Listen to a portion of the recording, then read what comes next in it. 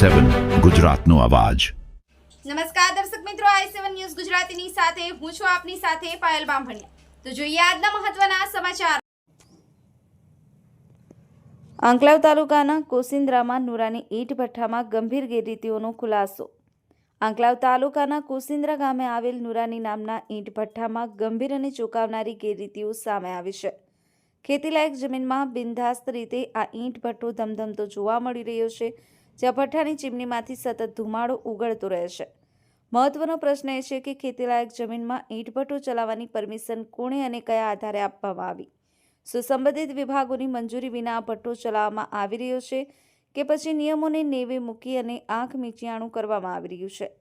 મળતી માહિતી મુજબ આ ઈંટ ભઠ્ઠાના પરિસરમાંથી હાઈટેન્શન વીજ લાઇન પસાર થાય છે, જે કોઈપણ સમયે મોટો અકસ્માત સર્જી શકે તેવું ગંભીર જોખમ ઊભું કરે છે। તેમ છતાં જોખમને અવગણી અને ભઠ્ઠાનું સંચાલન ચાલુ રાખવામાં આવી રહ્યું છે।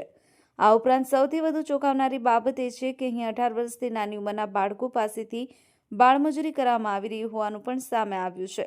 સરકાર દ્વારા બનાવેલા નિયમો અને કાયદાઓને નેવે મૂકી નુરાની ઈંટ ભઠ્ઠાના માલિક કે શેઠ દ્વારા પરમિશન વગર ભઠ્ઠો ચલાવવામાં આવી રહ્યો હોવાની મજબૂત શંકા વ્યક્ત કરવામાં આવી રહી છે। હવે જોવાનું એ રહ્યું કે સંબંધિત તંત્ર આ ગંભીર મામલે ક્યારે અને શું કાર્યવાહી કરે છે।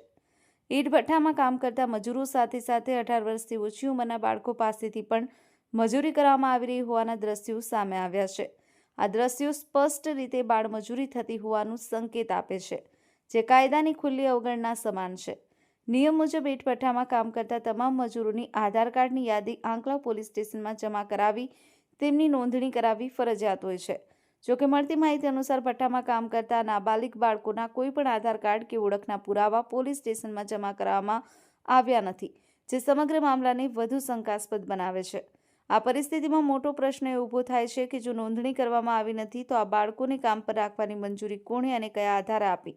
શું સંબંધિત વિભાગો દ્વારા આંખ મીચામણું કરવામાં આવી રહ્યું છે કે પછી બાળમજૂરી પ્રતિબંધક કાયદાઓને જાણબૂજી અને નેવે મૂકવામાં આવી રહ્યા છે?